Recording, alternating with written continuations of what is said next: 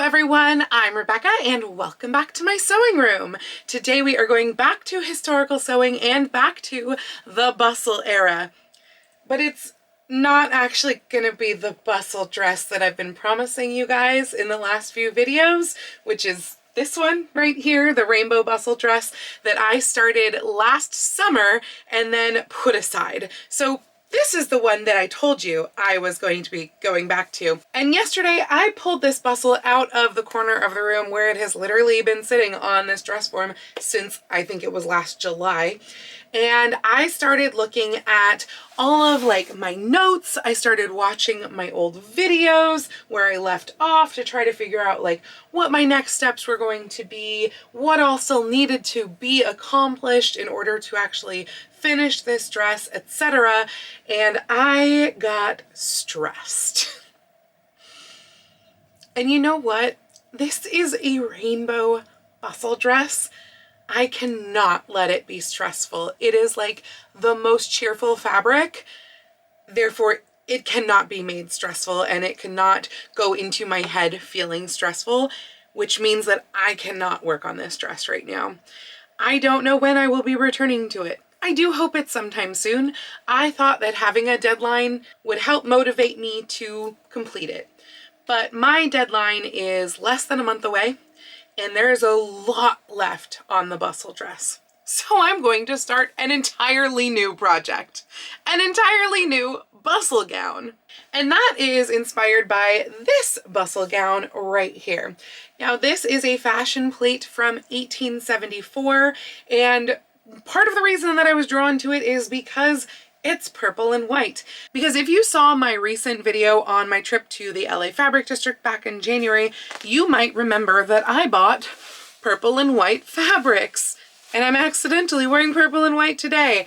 And this, I feel like, doesn't show up as purple on camera as it is in person. It is definitely a more toned down purple, but it is still a purple check. And then this has little purple flowers embroidered all over it in the exact shade of purple as this check. And I want to make a bustle dress with them. I bought them with the intention of making a bustle dress, not this soon, but I did buy them with that intention. And it kind of came down to two dresses that I was feeling most inspired by, the one that I showed you there. And then also this dress, which I've got to be honest, kind of would have been perfect because it's the exact same fabrics. But to be fair, it's a little bit on the plain side, and one of the most interesting details about it, the sleeve, I don't actually like. So I did post a poll over on Instagram asking you guys what you thought of these two dresses and which one I should make given the fabrics that I have. And the majority of you, though it was split for a while, the majority of you did say the 1874 dress right here. So that's what we're going to go with. Everywhere that you see that is purple on this plate is going to be the check fabric. Everywhere you see that kind of looks like it has a polka dot on the white is going to be the floral fabric. I would love to find a corresponding solid. At this moment, I do not have one, and it's unlikely that I can find a silk that will match given the fact that we have 3 weeks or so until the Victorian Festival, because it is April 1st right now as I'm recording this. Don't worry, this is not an April Fool's joke. I really am working on this project, and the Victorian Festival is April 24th. And I don't know how it snuck up on me like that, but it did. So we're going to power through this dress and get this done in 3 weeks. And if we have extra time, then I'll do additional things. But this was just feeling way too daunting. There's so much shirring that has to happen. There's so much messing with the collar that has to happen. And that stuff doesn't have to happen with this dress, especially because I'm not recreating a fashion plate exactly. I'm going to kind of put my own little bit of a spin on it anyway, so it doesn't have to be perfection to a plate, which is what I was kind of trying to achieve with the rainbow dress. So the first thing that I did was I made a sketch. Yes, I traced the original fashion plate on my computer screen, and then I basically drew in the plaid as much as possible. And yes, this is just a pencil sketch right now, but it gave me the idea if this would even be possible, because I wasn't sure how it would look in sketch form with the check plaid as opposed to a solid fabric. And you know what? I think that it works fine. My one kind of like question mark will be all of the smaller trim bits, but if I can't find a corresponding purple, then I will be using the check. I have no other options. So yeah, we're gonna get started on this. I'm really excited for it. I think I'm gonna start with the skirts because that will give me a better idea of how much fabric I have left. Now, one of the kind of question marks, because I naturally just rolled all of this up but didn't remeasure it, and so I don't remember how much of this fabric I actually have. I'm sure it's in my haul video because I'm sure I mentioned it in there. But I don't 100% know if the ruffles on the bottom of the skirt back here, if these are even going to be possible, if I'm going to have enough fabric. So that is why I'm doing the base skirt first, but I am doing the entire base skirt, I think, out of this. I'm not using like a different topper on the top, even though it's kind of going to be hidden under overskirt sections. But yeah, I'm just excited to start putting this all together. I haven't done like a larger bustle like this in a while, and I tend to love 1874. Like 1874 is when my burgundy velvet bustle gown is from, and I'm pretty sure I've done a couple of other designs from 1874 as well. So let's go ahead and get started. So I keep staring at the original plate, which I have now printed out.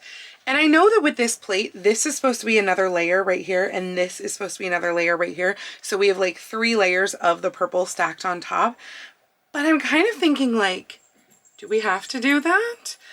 I think that I can get away with having the trim applied to the base skirt. Because the ruffle is going both up and then also below, I feel like I can make that look like it's a separate layer. I mean, it's not going to swing separately, obviously, but like this part right here, the upward ruffle, is going to be at least 1 inch tall, and then this part right here is several inches long. And so I don't know, I just feel like I can make that work, and that would save a lot of fabric and time, but particularly fabric. And it would mean that I'd feel a little bit more comfortable about making like the entire base skirt out of the plaid, because otherwise the thing that I could do is I could cheat it and I could make a base skirt out of whatever, organdy even, without anything on top of it, and then have just the plaid be like here down. I could do that as well. But basically the idea that I'm kind of thinking of here is for versatility. I would love to be able to potentially like mix and match this, maybe with an evening bodice, or maybe changing this up even more. Obviously the most like base skirt that I have that is done, like if I were able to just make one full base skirt with the ruffles in the back, top to bottom, out of the plaid silk, then that would be brilliant, because that would mean that I could use that in something else. Dividing it up in some way, whether that is with very specific trim or with like nothing above, does limit its versatility. But I think those are the 2 options, because I just don't think that I have enough fabric where I can do the entire base skirt with all of the ruffles plus a skirt on top plus another skirt on top, even if it is just the front apron part. That just seems like a lot of layers too. I don't know. I should probably count how many yards I have, or at least go look at my video and find out how many yards I got, because I don't remember. Okay, I measured how much it takes to go across here, and I think I have approximately 8 yards. So it's actually kind of more than I thought, but also ruffles really eat fabric, and so like those 3 ruffles in the back there, that could just eat like all of the fabric. So I'm torn. Okay, I've made some decisions. So yes, I have 8 yards, and I think I have like about 7.5 of the embroidered fabric. I also do have a matching like off-white just like this, except without the embroidered flowers, so I can always supplement with that if I run low on this, but I don't think I will, despite all of the ruffles. But with the like plaid check fabric here, I think what I'm going to do is I'm going to make it a little bit less versatile, and I'm only going to put this silk on the bottom half of the base skirt fabric, and then I am going to do at least one full overskirt, if not 2 layers. So when we kind of look at all of the pieces here, I really think that like this back piece with the floral is actually all one piece that's kind of ruched up and then obviously trimmed all over the place and has it curved in and bustled up, etc. The front pieces I could probably do as one piece with 2 layers of trim. I think that that would actually work just fine. So that is most likely what I'm going to do. And then that is going to be attached to the back piece, the floral part. So that's all going to be one layer that's all sewn together with tapes, etc., holding up the bustle. And then I'll have a separate underskirt with the ruffles on the back of the underskirt.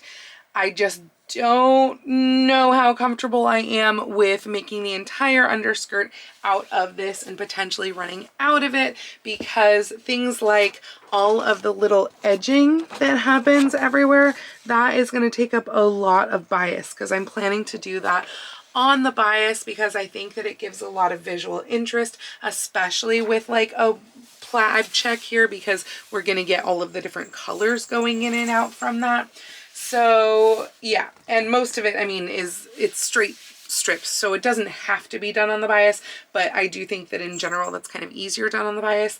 And then I have to figure out how I want to orient it on the collar piece, because that is a large piece of the exposed plaid silk, and same with the bow. So those are really the larger pieces besides the skirt. So yeah, I want to have enough to be able to play around with, and I know that those ruffles on the skirt are going to eat quite a bit. There are 3 tiers of ruffles there, and although it's just on the back of the skirt, that's kind of the biggest part of a bustle skirt. So I'm going to be really conscientious and judicious about it, and watch me have 5 yards of it left over because I've been too silly about the whole thing. But oh well, that's what we're going to do. Oh, and I'm using my go-to base bustle pattern, which is from Period Costume for Stage and Screen. It is pattern A in the bustle section, and I have already kind of mathed this all out from past projects of how much I have to increase this to based on just this original grid. So since that is nice and easy, that's what I'm going to use. So I have cut out the organdy that is going to be my flat lining for the base skirt, and I looked at about how much silk that will take to cut out. Now granted, my silk is a little bit narrower than the organdy, but it looks like I will still have over 4.5 yards left after cutting out the base skirt panels, and I think that's going to be enough for the ruffles, the bow, the collar trim, the bias trimming, and the front panel of the overskirt. So I'm going to take a risk, and I'm going to make the whole skirt have the plaid on it, which means that I'd be able to use it for other things more easily. I'm currently in the process of cutting out all of the plaid panels, and really the only area of matching plaids that I care about is pretty much like this lower section of the front side seam, as in the one that's like first from the center. And that's because that's really all that's going to show. So I am being really judicious. I have like lined this up with this line here because this is the equivalent of where the other side is currently cut off. And luckily this is the same fabric on both sides, so I can flip that over and cut out the other piece on the other side, lining it up. And then I also measured down here because I've already cut out the center front, and this is how much I need in order to hopefully match seams. It's not going to be a perfect match all the way through because the other side is on the bias. What's connected to this is on the bias. So obviously that makes the squares not quite square when we tilt them, and they're a little bit longer. So by the time we get up here, these plaids are not going to match. But I don't care about up there because that's covered by the overskirt. I care about like this much approximately, maybe even less than that. And the back seams over here, like the side and back, that's going to be covered by where the ruffles come in. So I don't care about those either. And so this is literally the only area. Hopefully we got it. So for all of the work that I put in trying to match the scale like in one place, it is just so like off when one is at a bias. immediately. I mean, like, look at this. This one's perfect match. This one is pretty close, but it's a little off. And by the time we get a few squares away, we are still off. I feel like it's not showing up on camera just how off it is, but we are still off. And especially down here where it starts to kind of wing out into the next line over in the check, it is definitely a little off. So it's going to have to be offset at least a little because the shapes are just at a different angle, and that is what happens. Oh well. I managed to get the entire skirt pretty much assembled yesterday. We are currently missing the waistband, still needs to be like pleated into the waistband. I've kind of done some mock pleats here on half of it, and I obviously then will need to hem it as well, and then I can start mounting the ruffles on the back. Now, the thing is though, honestly, I feel like I wish I had more fabric in this. It's not a big deal because it's going to get covered by the overskirt, but this is like fairly tight to the bustle and petticoats underneath. So just for context, I've got a lobster tail bustle plus a bustle pad on top of it, and then 2 ruffled organdy petticoats underneath right now. And yeah, I don't know why it seems like I don't have a lot of width here, because I actually extended the pattern by like 2 inches on every seam, including the center back, which isn't a seam, it's just, a fold. So there should be extra there. So yeah, I don't know why it just seems like not enough. Like I wanted to start pleating up the back here, and I was doing a pleat that basically took up half of each color section. And it just seems like I'm not going to be able to actually pleat it that far. Now, granted, she's a little bit differently sized than I am. So once I actually measure it, maybe I will be able to find that I can pleat it up that much, but that would still be a lot of pleating going on in here. So we'll see how that goes. But next step is to put it on the waistband. We'll pleat it up and put it on the waistband, and then we can go ahead and take a look at the hem. As you can see, I have now pleated up the skirt and set it onto a waistband. Have not yet done hooks and bars. That will wait until I try it on. What I think I forgot to mention to you before, though, is that the closure is actually here between the center back and the side back pieces. And this is just the opening right there. It doesn't get like a zipper, obviously, or anything like that. And I did that because in the side seam, that's where I put my pockets. Because ideally, if we look at the fashion plate here, I should be able to leave an access slit in the overskirt to get to these pockets. So yeah, that is the skirt for now. Once I try it on, I can then hem it as well. But before I do that, I want to make a bodice mock-up. Okay, actually, I got distracted by math because I started scaling everything on here. So these are all of my notes on the scaling. Feel free to pause if you'd like. But basically what I do is I find the length from waist to hem on a fashion plate, like a printout like this. And then I find like, okay, how long is my waist to hem? And I do the math for what each segment of the design then should be. So that's basically my calculation right there. That top left number is going to be whatever element I'm looking at. The bottom left number is going to be the length of waist to floor on the sketch. And then 47 is my approximate waist to floor, and I find for X. So this is everything that I've done to find for X at this point. Again, pause if you need to read that in detail, but of course it's going to be different for you. And so, yeah, that just kind of gave me all of the different elements on here, the width of like the little bias binding, the width of each set of different types of ruffles. Like this is narrower than this over here, even though it kind of looks the same. And then this one is narrower still. And all of these are going to be different widths, etc. And also like how much of this segment is bustled, how long till the first set of trim, how long to the bottom of the apron. And I was doing all of this kind of where I know that the ruffles are going to get attached to. So in general, like for this, it's going to be in the middle of this bias binding is approximately the hem of this segment. Whereas like in the areas that end in these pleats here, I know these pleats need to be stitched down on both sides. Therefore, the bottom of the skirt should be at the bottom edge of these pleats, and then the ruffle can come down from there. So yeah, I found all of my math. And then that made me want to start playing with fabric. So I've just got cotton organdy. It's my wimpy organdy, but it's what I use to flatline the base skirt. And it's what I'm going to use to flatline the bustle as well, because unfortunately it's the only organdy I have on hand. I would like stiffer organdy for something like this, but beggars can't be choosers.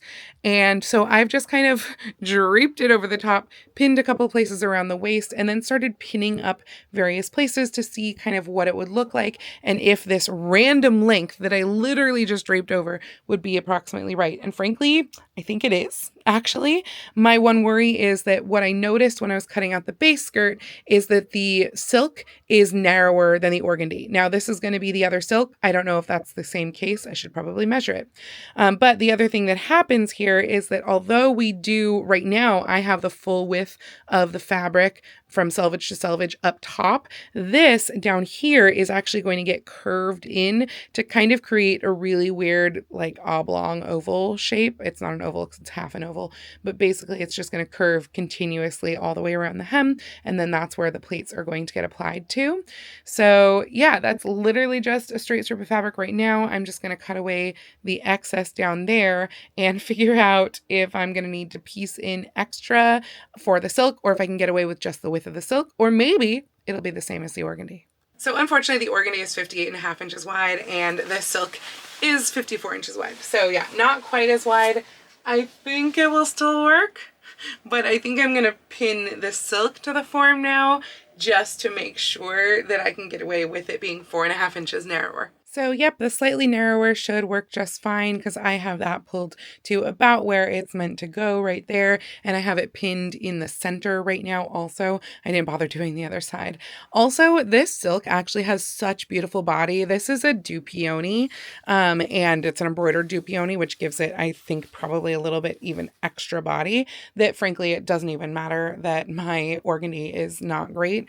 I'm still going to flatline it with the organdy just because that will also mean that when you're hand sewing and you have something that's flatlined, you can more easily hand sew stitches in that don't show on the other side. So there's a little tip for you. So yeah, I'm still going to do it with the flatlining, but look at that. I just feel like that folds itself so nicely. There's like 4 pins stuck in this whole thing, and it has just given itself its own little like floof there, and that looks lovely. So I don't know why I'm feeling this way, but I've decided that since I have kind of figured out that the back drape will work, I think I actually want to start on the ruffles, because my theory, like, I'm still torn on, you know, do I have enough length to make the bustled up section the way that it is currently draped on the form. And my theory is, what if I like kind of turned that around and took just the hard edge base and pleated that to the waist, or just created like the back of the waist there. And then once I make trims and can kind of play with the placement of the trims in taking everything up, I can make sure that it is looking correct. So yeah, I think I'm actually going to start making the ruffles and the pleats. I'm just staring at the picture right here. So I'm gonna make the back section of ruffles as well as the pleats that go all the way around, because I think that there's not like a cutout going on here. I think it is just being pulled up and tucked right there. But we're going to kind of test that and see. And then all of these pleats and this ruffle, they are going to be like bias bound is what I'm planning to do with the purple plaid. Honestly, I think that what we are looking at here is 2 layers, like a separate layer underneath, but I don't want to do that. That's a lot more fabric and I don't feel like using that all. And also I just feel like that would be very thick and stiff. And I think that just bias binding hopefully will be better. Honestly, I have no idea if it will, because that still also makes it stiff. But we're going to do some tests and we're going to play around with it and see what works. Of course, the caveat with this is that I don't actually know the total amount that I need to make because I haven't made the thing that it goes on to yet. And this is what is hard and puzzling about costuming, because so many little puzzle pieces fit together in so many different ways, and sometimes you just have to go for it and guess and try. So I was speaking with my patrons in our monthly live chat today, and Jean put into my head about doing piping on these edges instead of bias binding, which it won't work because of the pleats and the ruffles. But then I remembered that flat piping is a thing. And so that is what I'm attempting to do here. I don't know if this is the correct method, but my plan is to put these right sides together. This is a 2-inch strip of bias binding, and I'm going to put them right sides together, and the seam is going to be right alongside this fold.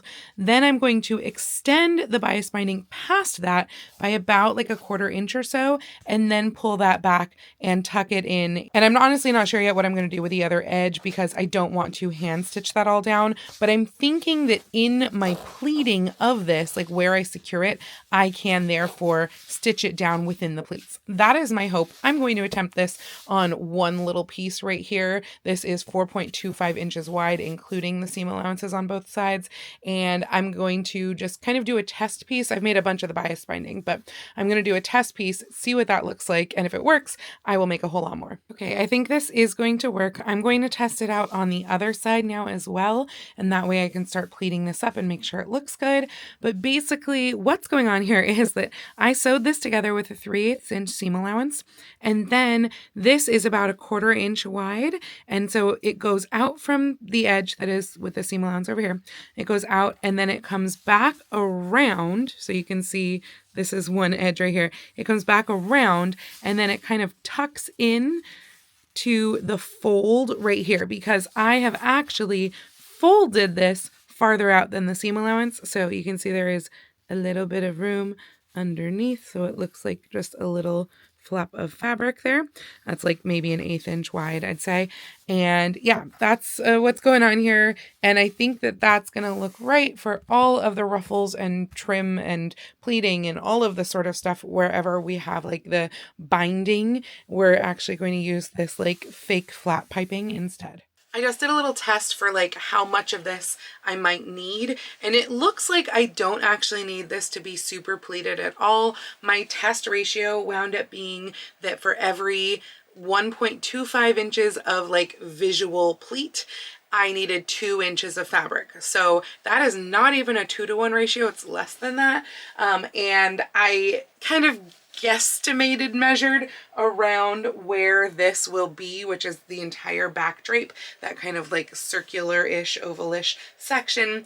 And I guessed at that I need at least 120 inches. Possibly I need more, but basically it seemed like one tape measure took me about halfway. So I need at least 192 inches of the pleating, and that is 3.6 widths across of these. So I'm just gonna make 4 because I feel like I'm probably gonna need more than that, let's be honest. And that should be enough. And these are just this pleating. It's not this pleating right here. So I still have to do the ones that have the bias through the center of it. That will be additional yardage, but at least we've got this for now. By the way, I did this part while I was on my Patreon chat, so I forgot to tell you guys all about it, but I have the over panel part of the overskirt, the front panel. I still need to cut out the backing, the flat lining for it, which is going to be the organdy again. But this is just one front panel that goes across. I know right now it's probably hard to tell where it ends and where the skirt begins, but I did this based on my finding for X. And then once I knew the length, I just kind of took it and pleated it up so that I would get enough fullness here across the top, because this does get pulled back to like a little farther than the side seam here, because where the overskirt, the back is kind of pulled back, this then would wind up showing. And so I needed it to be wide. So this is almost the full width of the fabric. It is the full width based on a purple stripe in the center, because actually the width would have this be like, I think this is center right here, and I wanted this to be centered. So I moved it over a little bit. So I basically cut off one square, and then yeah, it's a full width there, tapered up only a few inches. I think it was like 4 or 5 inches by the top. And then this is pleated at the top. And this is kind of shaped interestingly. Hopefully you can see that shape on there now, but it kind of pulls up tightly right in here. And that is going to get backed with the flat lining, and then it can have trim applied and get added to the backing once I've made that. Well, I have one panel pleated so far with all of the sort of like binding-ish on the edge here. I did realize that I actually, for these types of pleats, I don't need to fold it as thickly here. So I cut off like a 1/2 inch and I'm removing that last fold from the equation because the stitches where I'm going to stitch this to the fabric, like to the base fabric, it's going to be in a place where I can just anchor this down in the edge and the raw edges will be encased within those stitches. So I just don't need to worry about that. I might try and cut some of the threads off though because this stuff has been fraying like crazy because dupioni. I've done the binding-ish, I'm just going to call it binding for lack of a better term. I've done that on most of this, but it turns out that although I thought I made a whole long strip of binding, it wasn't enough to do 2 sides of 4 panels long. I am also honestly thinking that 4 panels may be overkill because I kind of just held this up, and this is 1 panel, and I kind of held it up on there, and it seems like I am more than 1/4 of the way through. Now, as I said before, I really only need 3.6, so maybe that is why. I'm going to keep pleating along on this for now until I get down to the spot where I need to add more of the binding on for the last like panel and a half, unfortunately. And I'll probably just make more strips of binding and add those on, but we'll see kind of how much this gets to. And I may get tired of this and go back to actually cutting out the overskirt panels because this is just kind of tedious. So I'm realizing that this is going to take way more of the bias strips than I had anticipated, considering what I did before did not even cover 1 strip, and I've got like just so many more to do. I mean, we've got the bias there, we've got it there, like just there's bias everywhere. So I had kind of denoted 1 yard of the purple plaid for the bias strips. I have a lot more of that yard to do bias strips out of. I've got this and I've got a slightly smaller piece over here, so I can still make a lot more strips within that 1 yard. But I think before I use anything more than that 1 yard, I need to get out the ruffles, the bow, and potentially even the collar, which is annoying because that's like one of the later things I was going to be doing. And I think I want to do the ruffles next just to kind of see how many I need and how much room that's going to take up.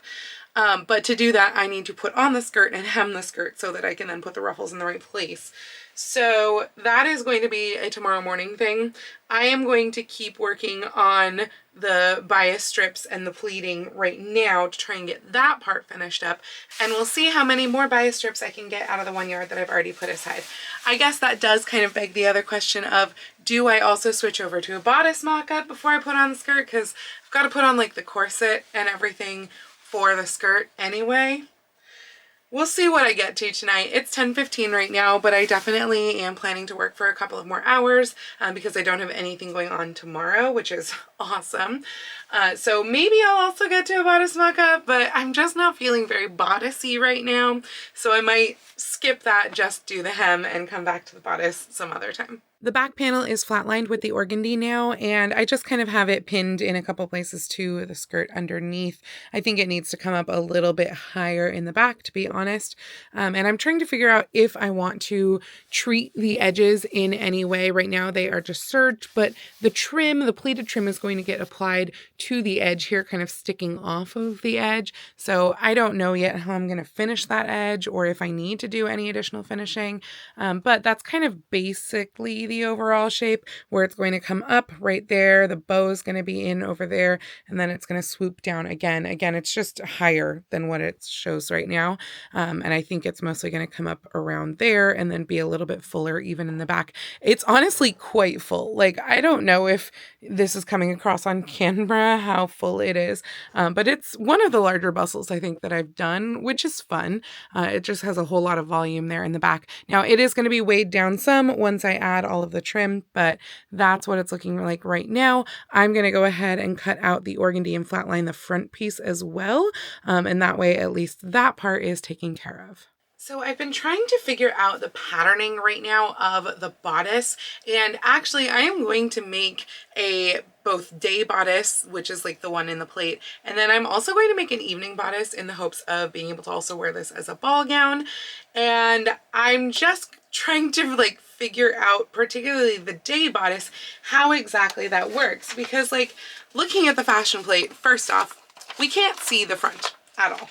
So that is a bit of a struggle because I have to make it up. So I've been poring over other 1874 fashion plates to try and find something that has similar lines like on the side and maybe on that like sort of same sort of collar neckline, which I'm considering a sailor collar. It's not, but that's what it is in my brain. It's like, oh, flat sailor collar. And I've been trying to find similar ones where I can actually see the front, and there are very, very few. So these are the few that I have found. And so like looking at them, I've got them here on my phone while I'm telling you about them here. So looking at them, there's like a couple of options that we're presented with. One is we can just do a normal point in the front. This one's really deep. I wouldn't go this deep of a point, but we would just do a normal point in the front and then have those decorations really be more of like side back as opposed to as side as I feel like they're looking in my actual plate. So that's one option. And then another option would be like this one right here, which I had to super zoom in because it's like a huge group plate. And this one has like a little baby point in the front and then has those kind of coming off a little bit smaller on the hips, but to the side. And I do like this idea, though this bodice in particular, maybe it's because it has a slightly lower neckline, it's feeling a little dinnery as opposed to day wear. I think that that would still work, but it's the only one that I can find like that. So I don't know how realistic this one really is.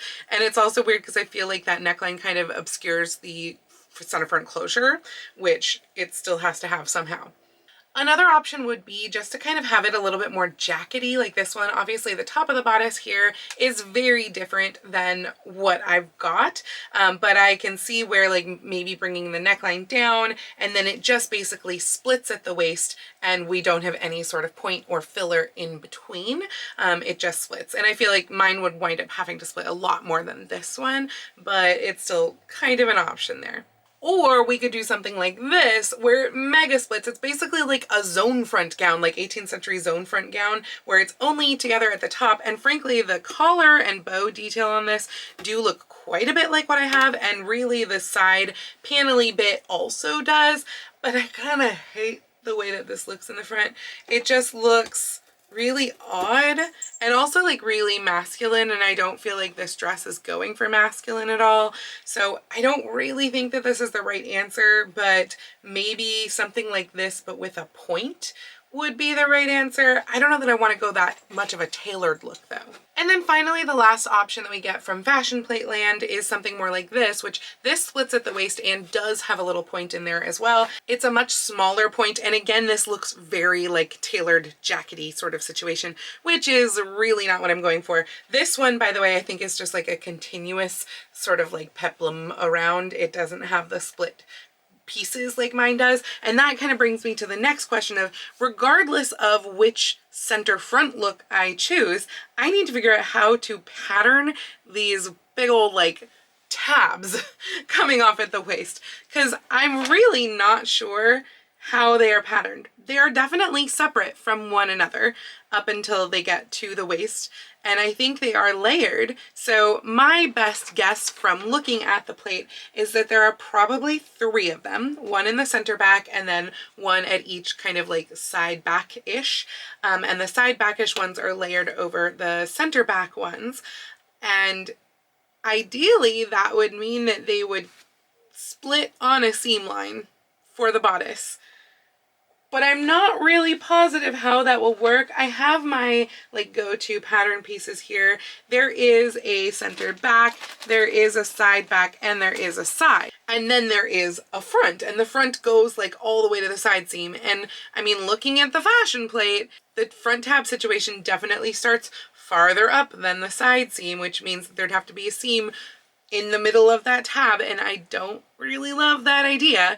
Or maybe it somehow comes all the way from the front, but it definitely goes past where the side would be So honestly, I have no idea, because like this is the side right here, and this right here is the like underarm seam, and then this is next to it like that, and then this finally is the back like that. So that's how that all works together. Obviously I have big old like pieces on here because this was originally used for my green bustle here, and just looking at the back you can see that it's very full, it's box pleated, etc. I have also then used this, like the next biggest outline on here, I don't know if you can see it, it's this dotted one. This one is from my velvet gown here, where again it's very full but it's all connected, and so it's like I think I have to figure out how to get something like those but separate them all. So I'm gonna be paying a lot more attention to my patterning. I'll tell you once I figure it out and we actually put together the mock-up. The ball gown I think is going to be much more straightforward. My favorite one is this one, but I did use this as part of my inspiration for my other 1874 ball gown bodice, which was for my red velvet dress.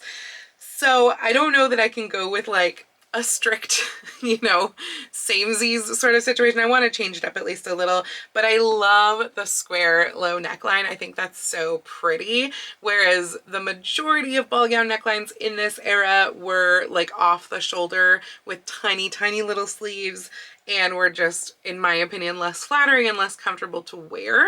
I do also really like this one right here. This one's almost like a sweetheart neckline, I feel like. The sleeves are still sitting a little bit higher up on the shoulders, which I appreciate, but then we have this like deep sweetheart, and I think it's very nice and light and pretty, and I could see potentially, if I have enough of it left, I could see doing like where the green panels are, doing that out of the plaid, and then having the white in that little center front piece. Like I think that would be pretty. So basically, the overall design elements for the ball gown though that I want to do are steep pointed front. I like a little bit of a tail in the back. Like I really like this one right here where it has just that little poof tail right there. So I think I'm going to go with that in the back. And then a sleeve that sits a little bit higher up the shoulders just for comfort, and that is a little bit fuller and longer, again just for comfort. And then either a square or a sweetheart neckline instead of the really big bowed out one, because obviously that won't work when the sleeves are sitting up farther on the shoulders. I don't know yet which colors I will be able to use for this because this comes after I finish this main day dress. At this point, I still do have a fair amount of this left, but I still have to cut the ruffles for the skirt, like the base skirt, as well as a lot more of the bias trim, and also the big bow. The collar shouldn't take up much space, but the big bow will take up at least a fair bit of yardage, probably a good 20 inches of yardage is my guess. And frankly, there's going to be a bow on both sides, so actually it's going to take up even more, because it would be weird to just have a bow on one side. I like things symmetrical, which is why I like the 1870s rather than the 1880s, where they believed a lot stronger in asymmetry. So I've got a lot to figure out. I will let you know once I've actually got it figured out, probably showing you a bodice mock-up. I now have two bodice mock-ups, one for the ball gown and one for the day bodice. And I honestly think the day bodice is gonna need a little work and potentially an entirely other mock-up. For one thing, I cut the shoulders wrong. So I cut what I think is day bodice shoulders in the back and somehow not day bodice in the front. Basically, if you are familiar with my patterns, I have used these patterns a bazillion times, and I have them all kind of marked out with what has been what over the years. And I think I used the wrong pattern for the back versus the front. I was trying to go with my velvet bustle gown day bodice pattern for the day bodice because it has that squarish neckline, but I was going to bring it up a little bit because that one is filled in and this one just has lace. So that one would be a little bit scandalous if it didn't have like the chemisette fill. But obviously I cut something wrong in the shoulders, and then really just the whole tail situation. I'm not gonna know that until I try it on. So we'll see if this wound up making my like triple tail that I was going for. I honestly don't know. So yeah, we'll have to try that one on. The evening bodice I'm feeling a lot more confident about. I do think there's a little bit of shaping that will need to happen in the tail that I've created here, because it's definitely not the exact shape. Like my seam lines don't quite match up here, because I was just kind of, you know, drawing them in and hoping.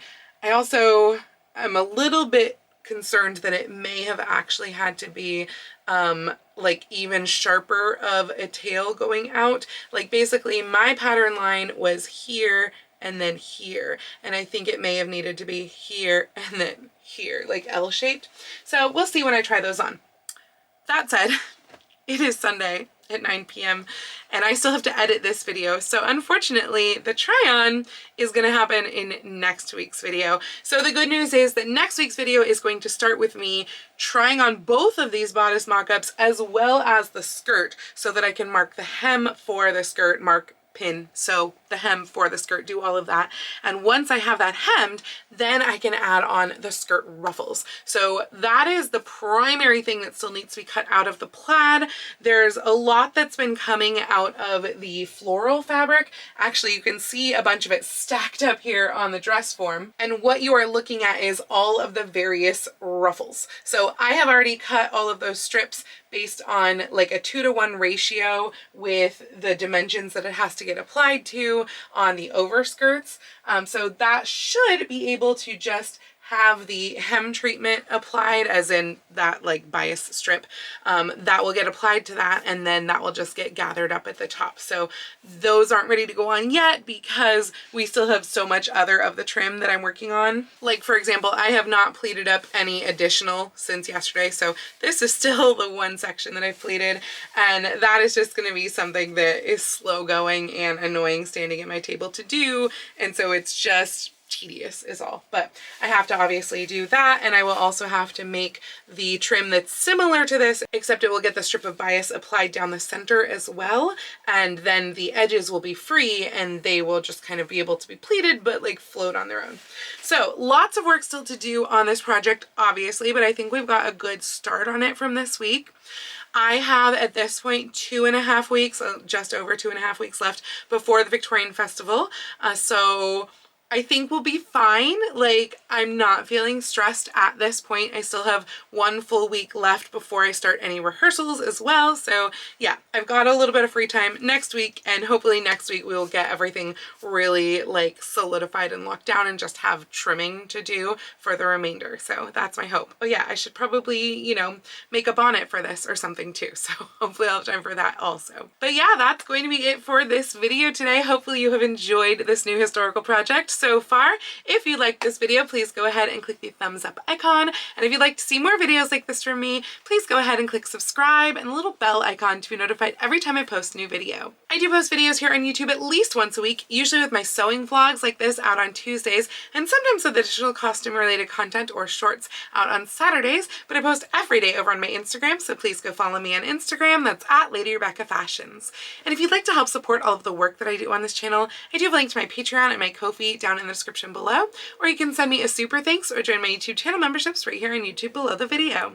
I'd also like to take this time to thank my absolutely amazing patrons without whom none of this would be possible, particularly my patrons at the Romantic, Victorian, and Edwardian level tiers, who are Jean, Kim, Audra, Janet, Rowan, Deborah, Robin, Nurse Anita, Jen, Linda, Dale, Nick and Stephen, Judd, Joan, Nancy, Eileen, Roxanne, and Jacob. Thank you all so much, and thank you all for joining me today. I hope you all have a wonderful rest of your week, and I will see you very soon in my next video. Happy sewing!